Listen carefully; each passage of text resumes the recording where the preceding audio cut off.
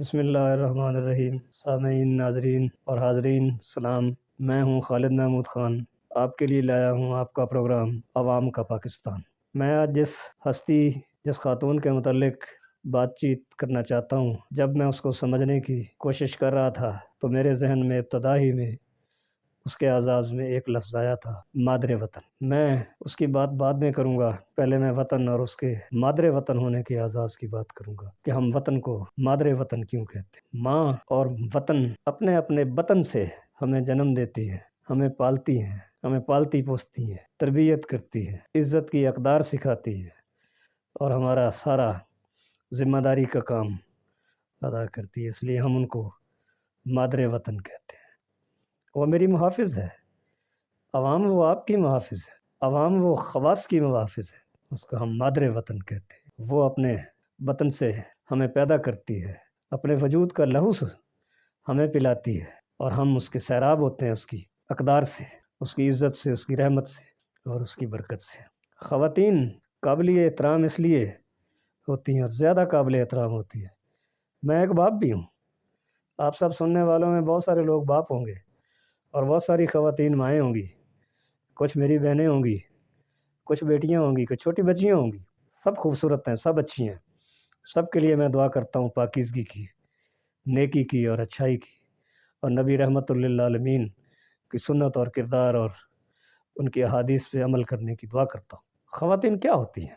ان کے اعزاز کو جاننے کے لیے مجھے دو باتوں کی اجازت دی جائے۔ اللہ رب ذوالجلال خالق ہے، مخلوق کو پیدا کرتا ہے، خلقت کو پیدا کرتا ہے، مجھے اور آپ کو پیدا کرتا ہے، اور ماں بھی یہی کرتی ہے۔ خالق وہ پیدا کرتی ہے، خلق کرتی ہے، اولاد کو پیدا کرتی ہے، مگر ہم ماں کو اللہ نہیں کہہ سکتے، اس لیے کہ اس کی اجازت نہیں ہے، یہ شرک ہوتا ہے، گناہ کبیرہ ہو جاتا ہے۔ کام تو وہی ہے جس کام کو اللہ تبارک و تعالیٰ نے اپنا کام تھا اور عورت کے ذمہ لگا دیا تو ہم نے اس کو ماں کہا۔ یہ وہی ماں ہوتی ہے جو رب کے نام کے ساتھ پہچانی جاتی ہے۔ رب کون ہوتا ہے؟ آپ کو اور مجھے پالنے والا ہوتا ہے، غریبوں اور ان کے بچوں کو پالنے والا ہوتا ہے، مسکینوں اور بے سہارا لوگوں کو پالنے والا ہوتا ہے، یتیموں کو پالنے والا ہوتا ہے، امیروں کو، غریبوں کو، کسی کو بھی، کائنات کی ہر چیز کو پالنے والا ہوتا ہے، اور ماں بھی پالنے والی ہوتی ہے۔ فرق صرف اتنا ہے کہ ماں کو ہم پالنے والی ہونے کے باوجود رب نہیں کہہ سکتے، اس کی اجازت نہیں ہے۔ یہ پھر میں کہوں گا یہ شرک ہوتا ہے اور گناہ کبیرہ ہوتا ہے، مگر رب اس سے کام تو وہی لے رہا ہوتا ہے جو اس کا اپنا ہوتا ہے، مگر وہ عورت کے ذمہ لگا کر اس کو ماں کا اعزاز بخش دیتا ہے۔ اس ماں کے متعلق چند تحسین کے لفظ میری زبان سے نکل جانا بھی اللہ کی دی ہوئی توفیق ہے۔ میں نہیں سمجھتا کہ میں نے ماں کے لفظ کو، ماں کے کردار کو، آپ کی ماں، میری ماں، ہر کسی کی ماں، کسی کو اعزاز دیا ہوگا۔ یہ بہت غیر مکمل بات ہے، میں ایسا سوچ بھی نہیں سکتا، لیکن میری جو توفیق ہے وہ تو میں ضرور کروں۔ ریحانہ ڈار سیالکوٹ کی ایک خاتون ہے، دیہاتی خاتون، سیدھی سادی، مجھے نہیں معلوم انہوں نے تعلیم اسکول کالج میں حاصل کی ہے یا حاصل نہیں کی ہے۔ ان کی گفتگو سے یہی لگتا ہے کہ ان کی شخصیت میں تعلیم کا معلوم نہ بھی ہو تو ایک عوامی دانائی ہے۔ عوامی دانائی کا مطلب یہ ہوتا ہے کہ معاشرے میں عقل کی جو بات کی جاتی ہے، سمجھداری کی جو بات کی جاتی ہے، حکمت کی جو بات کی جاتی ہے، سنی جاتی ہے، اس پر عمل کیا جاتا ہے۔ ریحانہ ڈار کی باتوں میں مجھے ان باتوں کی خوشبو آتی ہے، تو مجھے یہ جاننے کی ضرورت نہیں رہتی کہ وہ کس اسکول یا کالج یا یونیورسٹی میں تعلیم حاصل کرتی رہی تھی۔ میرے لیے یہی جان لینا کافی ہے کہ وہ اپنے معاشرے اور ماں باپ کی یونیورسٹی میں تعلیم یافتہ اور تربیت یافتہ ہیں۔ مجھے نہیں معلوم میری یہ گفتگو ان تک پہنچ پائے گی یا نہیں پہنچ گئے گی، یہ میرا مطالبہ بھی نہیں ہے۔ میں اس کو اعزاز دینا چاہتا ہوں جو میری توفیق میں ہے، وہ تو میں کروں گا۔ رہی یہ بات کہ میری یہ بات ان تک پہنچتی ہے یا نہیں، یہ میرے نصیبے کی ہے۔ پھر بھی میں یہ کہوں گا کہ ان انتخابات سے پہلے اور اس دوران میں جو کچھ اس کے ساتھ ہوا ہے وہ غیر انسانی تو تھا ہی۔ ماؤں کے خلاف کسی کو شرم آنی چاہیے تھی کہ سیاسی مقاصد کتنے ہوتے ہیں۔ سیاسی مقاصد ایک انتخاب یا اس کی میعاد جو عام طور پر ایک انتخاب کے بعد 5 سال کہی جاتی ہے، کبھی 3 سال میں ختم ہو جاتی ہے، 4 سال میں ختم ہو جاتی ہے۔ 3-4 سال کے کسی اعزاز کو، جھوٹے اعزاز کو حاصل کرنے کے لیے آپ ماں کا ابدی اعزاز جو ہے اس کو داغدار کرنے کی کوشش کرتے ہیں۔ یہ تو آپ کی اعلی ظرفی ہوگی، مجھے یہ طنز کرنے کی ضرور اجازت دیجیے گا کہ ایسی اعلی ظرفی پہ اللہ تبارک و تعالیٰ اور نبی رحمۃ للعالمین کیا قبولیت ہوگی، کیا منظوری ہوگی۔ یہ تو آپ کے گھر میں بھی نہیں ہو سکتا۔ ریحانہ ڈار کی طرح جس کے ساتھ ظلم کیا، اس کے بچوں کو مارا، دروازے توڑ دیے، اسے گھر میں حملے کیے، سوتی بچیوں کو جگایا، بیزار کیا اور اذیت پہنچائی۔ میری اطلاع کے مطابق ریحانہ ڈار کے کپڑوں تک کو پھاڑنے کی کوشش کی گئی۔ ہو سکتا ہے یہ بات مکمل طور پہ درست نہ ہو، مگر کافی حد تک سچ۔ اس کا انتخاب بھی ہو گیا، وہ جیت بھی گئی۔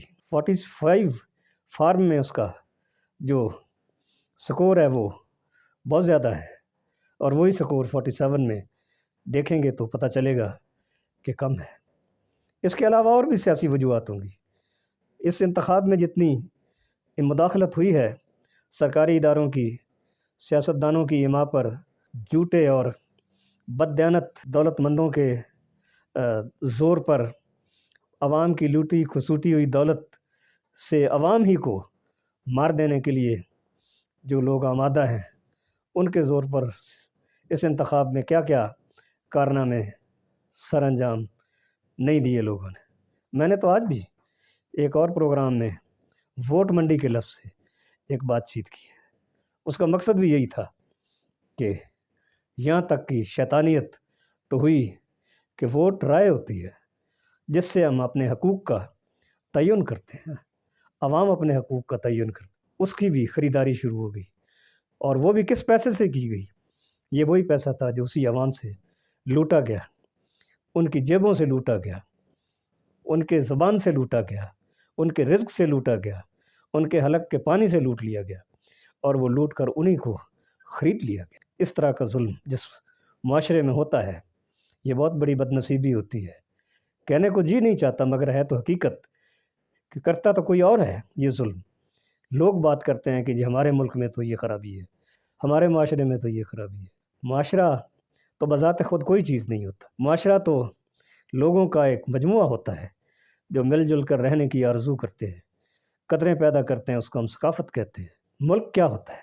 ملک بذات خود کوئی چیز نہیں ہوتا، یہ عوام کا ایک اتحاد ہوتا ہے، عوام کا ایک ایمان ہوتا ہے جس کو حفاظت کرنے کے لیے وہ اپنا سب کچھ قربان کر دیتے ہیں، اور پھر اس کے سارے وسائل عوام کی حفاظت کے لیے مختص کر دیے جاتے ہیں، عوام کی حفاظت کے لیے خرچ کر دی جاتی ہے۔ ریحانہ ڈار بزرگ عورت ہیں، وہ میری ماں نہ صحیح، ہو سکتا ہے میں عمر میں ان سے زیادہ بڑا ہوں، مگر ماں عمر کا نام نہیں ہے، ماں تو کردار کا نام ہے، ماں تو سیرت کا نام ہے، ماں تو اس اعزاز کا نام ہے جس نے ایک خاتون نے 24 کروڑ عوام میں سے مجھے بتایا ہے کہ میں اس پہ توجہ دوں اور اس کا نام لے کر اس کے حوالے سے بات کروں۔ میرا سلام ہو اس ہستی کو کہ جس نے اتنی قربانیاں دیں اور حق اور راستے پہ قائم ہے۔ وہ عوامی حکمت کی بات کرتی ہے، فوک وزڈم کہتے ہیں اس کو، فوک وزڈم سے اپنی دلیل دیتی ہے جس میں سچائی کے علاوہ کسی بد فطرتی کی گنجائش نہیں ہے۔ آپ اس کے پروگرام سن کے دیکھیں، یہ میرے اسی پروگرام میں آپ ان کو دیکھتے رہیں گے تو میں آخر میں ایک دفعہ پھر حکومت پاکستان سے، عدلیہ پاکستان سے اور اعلیٰ تنظیمی اور انتظامی اداروں سے درخواست کرتا ہوں کہ ایسا ظلم نہ کریں، اس کے انتخاب کے انکوائری کرائیں، تحقیق کرائیں۔ اگر اس نے جیتا ہے تو اس کو جیتا ہوا قرار دیں، اگر وہ ہار گئی ہیں تو بہادری کے ساتھ، ایمان کی شجاعت کے ساتھ، سب کے ساتھ اعلان کریں کہ وہ اس نمبر پر کسی دوسرے کینڈیڈیٹ سے ہار گئی ہے۔ محض کسی کا تعلق کسی بڑی طاقتور سیاسی جماعت سے ہونا تو کوئی کوالیفیکیشن نہیں ہوتی، بندے کا اپنا کردار ہوتا ہے۔ یہ خاتون پہلی دفعہ سیاست میں اس کا نام سنا ہے، ممکن ہے یہ ظلم و ستم اس کے ساتھ نہ ہوتا تو ہم اس کا یہ نام سن بھی نہ سکتے، پروگرام تو کیا کرنا اس کا کبھی شاید ذکر بھی نہ کرتے۔ حالات نے اس کو اس نہج پر لا کھڑا کیا ہے کہ خدا نے اس کو اس کام میں لانا تھا، اور اس نے سیاست میں بات کرنی تھی. جب اس طرح کے کردار سیاست میں آتے ہیں تو عوام کو حقوق ملتے ہیں, انصاف ملتا ہے, عوام اپنے ملک کے وفادار ہو جاتے ہیں, اپنے معاشرے کا ادب احترام کرتے ہیں, اور آج میری طرح اور پاکستان کے عوام کی طرح ماؤں کے ادب کی بات کرتے ہیں. میرے ملک کی ہر عورت میرے لیے ریحانہ ڈار ہے. سلام کہتا ہوں. خدا حافظ. تجھے سلام